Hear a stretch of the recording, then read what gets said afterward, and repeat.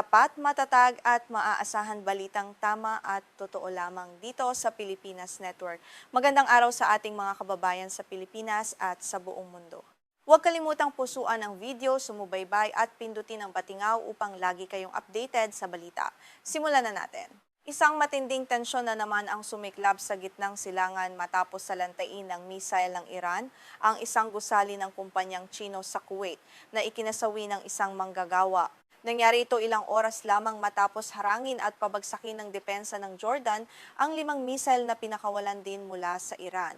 Ang sunod-sunod na mararahas na insidenteng ito ay nagbabadya ng mas malawak na digmaan sa rehiyon na maaaring magdulot ng matinding krisis sa buong mundo. Ayon sa ulat ng militar ng Kuwait, niyanig ng pagsabog ang hilagang bahagi ng bansa nitong Huwebes ng umaga. Direktang tinamaan ng missile ang pasilidad ng isang kumpanyang Chino na nagdulot ng malaking pinsala sa estruktura at agarang pagkamatay ng isang dayuhang manggagawa. Ang pag-atake sa Kuwait ay nagpapakita na hindi na lamang limitado sa mga tradisyonal na larangan ng labanan ang abot ng mga missile ng Iran, kundi nadadamay na rin ang mga karatig bansa. Bago ang nakamamatay na pag-atake sa Kuwait, naging abala ang sistema ng depensa sa himpapawid ng Jordan sa pagharang sa 5 missile na nagmula sa teritoryo ng Iran. Ayon sa opisyal na pahayag ng Sandatahang Lakas ng Jordan sa pamamagitan ng ahensiya ng Balitang Petra, matagumpay nilang naipagtanggol ang kanilang himpapawid at walang naiulat na nasugatan o nasawi sa pagbagsak ng mga pira-pirasong labi ng missile sa kanilang lupain. Ang mga pag-ataking ito ng Iran ay isinagawa matapos maglunsad ang militar ng Estados Unidos ng malawakang serye ng pambobomba laban sa mga target ng Iran. Ayon sa Washington, ang kanilang aksyon ay ganti sa naunang pag-atake ng missile ng Iran sa isang base militar ng Amerika sa Jordan na naglagay sa buhay ng mga sundalong Amerikano sa matinding panganib at nagtulak sa White House na mag-utos ng mabagsik na tugon. Kinumpirma ng Central Command ng Estados Unidos o CENTCOM na tinamaan nila ang 12-dosenang target na pagmamay-ari ng kilalang Islamic Revolutionary Guard Corps ng Iran. Kabilang sa mga binomba ang mga sentro ng command militar, mga pasilidad sa paggawa at pag-iimbak ng mga missile at drone, pati na rin ang mga pasilidad sa pagsubaybay at depensa sa baybayin na ginagamit ng Iran upang kontrolin ang mga estratehikong daanan ng mga barko. Iniulat naman ng opisyal na ahensiya ng balita ng Iran na IRNA na may 3 tao ang nasawi at 2 ang nasugatan sa pag-atake ng Amerika sa isla ng Qeshem na matatagpuan malapit sa kipot ng Hormuz. Bago nito, mariing nagbabala si Pangulong Donald Trump ng Estados Unidos na tatamaan niya ng napakatindi ang Iran kung magpapatuloy ang pang-aahas nito laban sa mga base militar at mga kaalyado ng Estados Unidos sa rehiyon. Ang pinakahuling serye ng pambobomba ay kasunod din ng magkasanib na operasyon ng Estados Unidos at Saudi Arabia laban sa mga rebeldeng grupong sinusuportahan ng Iran sa Iraq. Sa naturang operasyon noong Miyerkules, hindi bababa sa 20 mandirigma at 6 na tagapayo mula sa militar ng Iran ang napatay. Lalo nitong ikinagalit ang pamahalaan sa Tehran at nag-udyok dito na maglunsad ng ganting salakay. Ang muling pag-init ng labanan sa iba't ibang dako ng gitnang silangan matapos ang ilang araw ng katahimikan ay nagpapataas ng panganib ng isang ganap na digmaan. Nangangamba ang mga eksperto na ang 5 buwang labanang ito na naging sanhi na ng pagbagal ng pandaigdigang ekonomiya ay magiging mas mahirap ng pigilan lalo pat maraming bansa ang direktang nadadamay sa palitan ng mga missile at drone. Bukod sa banta ng malawakang digmaan, ang patuloy na paggamit ng mga sopistikadong armas ay nagdudulot ng matinding suliranin sa Pentagon. May mga ulat na nauubos na ang imbaka ng mga makabagong munisyon ng Estados Unidos na kailangan sana upang ipagtanggol ang sarili nitong mga base at mga kaalyadong bansa. Ang isyong ito ay nagiging sanhi rin ng pagbaba ng popularidad ng administrasyon sa mata ng mga mamamayang Amerikano. Habang nagpapatuloy ang nasagupaan sa himpapawid, isa pang bagong labanan ang sumiklab sa dagat. Iniulat ng kumpanyang Briton sa Seguridad Pandagat na Ambre na nagkaroon ng malalaking sunog sa 2 barkong naglulula ng likas na gas sa pantalan ng Damietta sa Egypt noong Miyerkules. Ang mga sunog na ito ay pinaniniwala ang sanhi ng pag-atake ng mga drone na direktang tumama sa mga barkong may kargang enerhiya na nakadaong sa estratehikong daungan. Kabilang sa mga barkong tinamaan ng drone ang isang lumulutang na pasilidad para sa pag-iimbak ng likas na gas na pag-aari ng Estados Unidos at isang malaking tanker na pagmamay-ari naman ng isang kumpanyang Griego. Bagaman walang naiulat na nasugatan sa insidente, Ang sunog na naganap sa mga barkong ito ay nagdulot ng pansamantalang pagkaantala sa operasyon ng pantalan at naghatid ng pangamba sa pandaigdigang sektor ng kalakalan ng langis at gas. Ayon sa tanggapan ng punong ministro ng Egypt, ipinakikita ng kanilang paunang investigasyon na drone nga ang sanhi ng sunog. Ang Egypt na kilalang malapit na kaalyado ng Amerika at nagsisilbing tagapamagitan sa rehiyon ay isa sa mga huling bansang hindi pa direktang nasasangkot sa digmaan. Kung mapatutunayang ang Iran o ang mga kaalyado nito ang may kagagawan, magiging hudyat ito ng mapanganib na paglawak ng digmaan.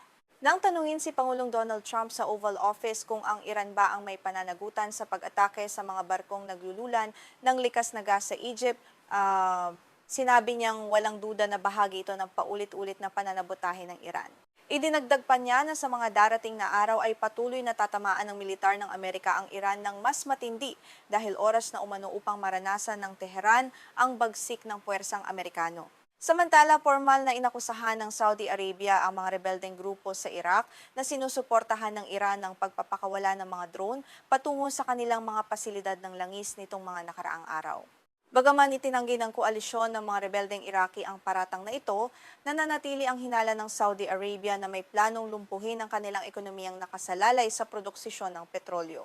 Sa kabilang banda, umamin ang mga rebeldeng Houthi sa Yemen na kilala ring kaalyado ng Iran na sila ang naglunsad ng pag-atake sa mga pasilidad ng enerhiya ng Saudi Arabia bilang bahagi ng kanilang sariling pakikipaglaban. Ang magulong sitwasyong ito kung saan magkakaibang grupo ang umaatake at nagkakaila ay lalong nagpapahirap sa pagtukoy kung sino talaga ang utak sa likod ng malawakang pananabotahe.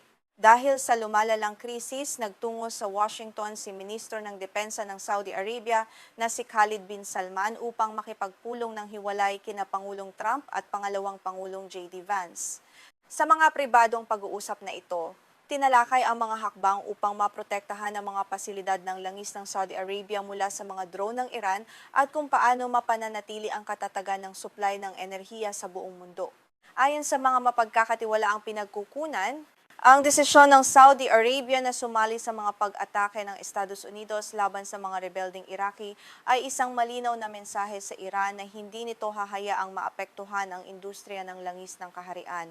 Gayunpaman, binigyang diin din ng ministro ng Saudi Arabia na nais pa rin nilang makita ang pagbaba ng tensyon at ang pagbabalik ng Washington at Tehran sa negosasyon.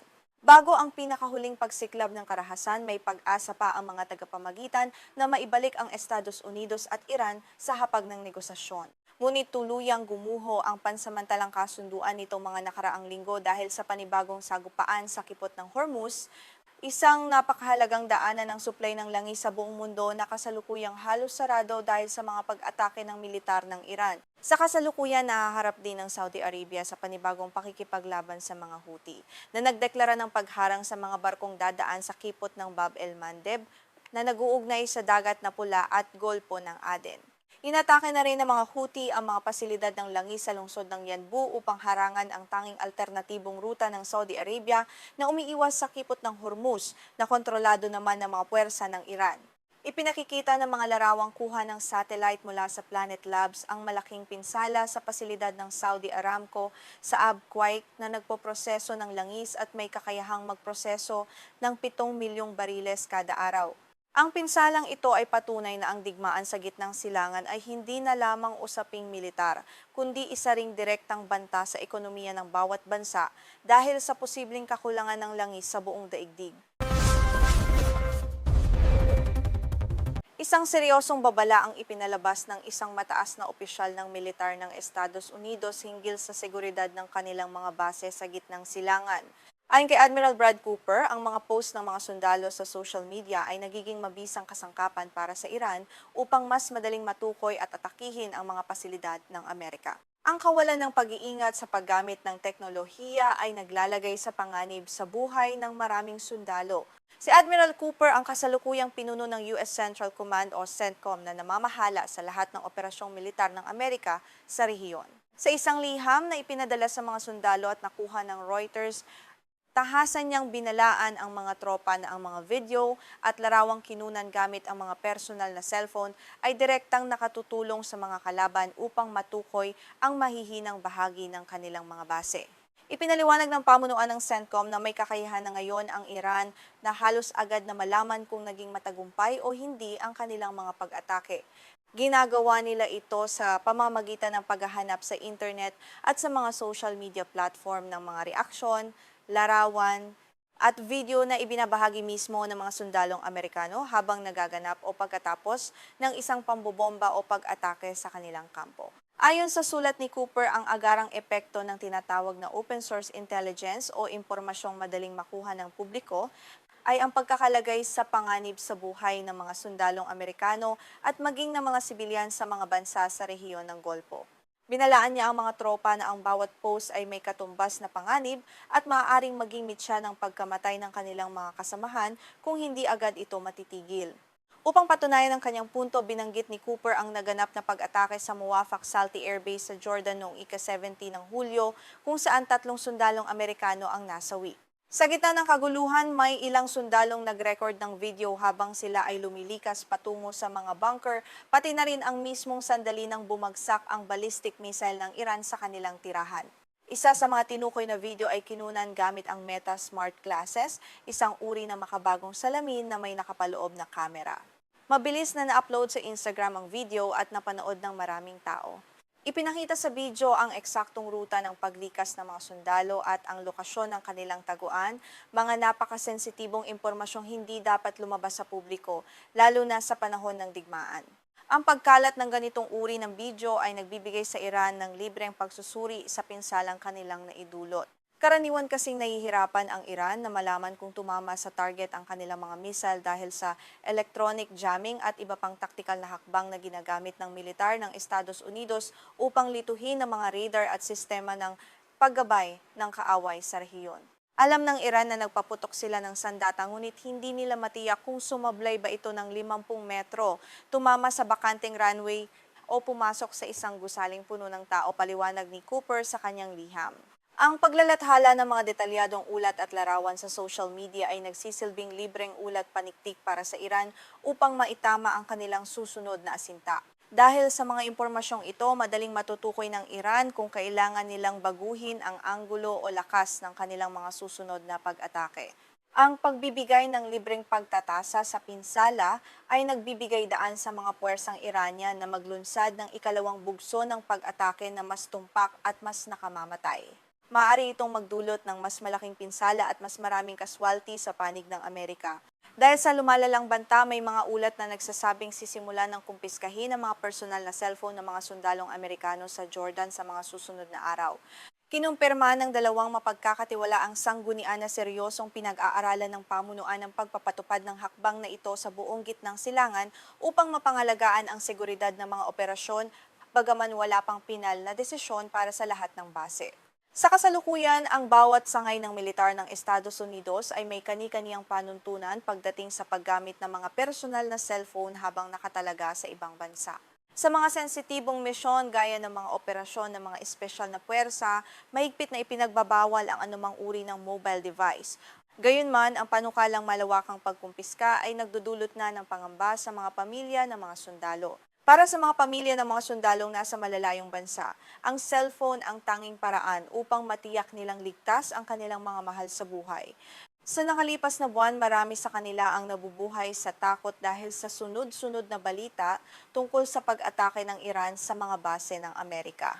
Ang pagkawala ng komunikasyon ay lalo lamang magpapasidhi sa kanilang pag-aalala at kalungkutan araw-araw.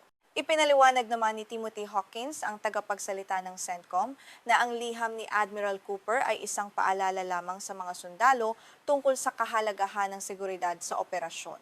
Ayon sa kanya, palaging ginagamit ng pamunuan ang bawat pagkakataon upang ipaalala sa mga tropa ang mga pangunahing prioridad sa labanan, lalo na sa gitna ng makabagong bantang dulot ng teknolohiya at internet. Ipinakikita ng isyong ito ang lumalaking hidwaan sa pagitan ng mabilis na pagbabalita tungkol sa digmaan sa makabagong panahon at ng pangangailangan ng militar na panatilihing lihim ang mahahalagang impormasyon. Sa tulong ng mga larawang kuha ng satellite at mga real-time na post sa social media, mas mabilis nang nakakakuha ng impormasyon ang publiko. Gayunman, kasabay nito ang pagtaas ng panganib para sa mga operasyong militar. Matagal nang nagbabala ang Pentagon na ang mga komersyal na application sa mga smartphone ay maaaring gamitin ng mga kaaway upang matukoy ang lokasyon ng mga sundalo. Noong Mayo, iniulat na ang komersyal na datos tungkol sa lokasyon na nakukuha mula sa mga application ay ginamit upang subaybayan at targeten ang mga tropang Amerikano sa iba't ibang bahagi ng mundo na nagpapatunay sa tindi ng banta. Sinusubukan ngayon ng Department of Defense ng Amerika na higpitan ang paglalabas ng anumang impormasyon tungkol sa mga pinsala o kaswalti sa kanilang mga base. Madalas itong tumatangging magkomento sa mga pahayag ng Iran at bihirang magbigay ng eksaktong detalye tungkol sa mga insidenteng may nasugatan o namatay na sundalo upang hindi makapagbigay ng mahalagang impormasyon sa kalaban. Ngunit sa kabila ng mga pagsisikap na ito ng Pentagon, nananatiling malaking hamon ang kultura ng pagbabahagi sa social media ng mga kabataang sundalo. Para sa isang henerasyong lumaking sanay na ilathala ang halos bawat detalye ng kanilang buhay, ang biglaang pagbabawal sa paggamit ng teknolohiya ay nangangailangan ng masusing pagsasanay at mahigpit na disiplina sa loob ng kampo. Ipinakikita rin ang sitwasyong ito kung paano binabago ng makabagong teknolohiya ang mukha ng digmaan. Hindi na lamang sa larangan ng mga sandata at eroplano naglalaban ng mga bansa, kundi maging sa cyberspace at impormasyon. Ang simpleng pag-post ng video sa Instagram o TikTok ay maari nang maglantad sa isang buong base militar sa matinding panganib kapag napunta ang impormasyon sa kamay ng kaaway. Sa pagtatapos ng liham ni Admiral Cooper, muli niyang hinikayat ang mga sundalo na maging mas disiplinado at ituon ang pansin sa seguridad ng kanilang mga kasamahan. Habang nagpapatuloy ang tensyon sa pagitan ng Amerika at Iran sa gitnang silangan, ang bawat galaw at bawat post sa internet ay magiging kritikal sa kaligtasan ng libu-libong sundalong Amerikano na nakatalaga sa rehiyon.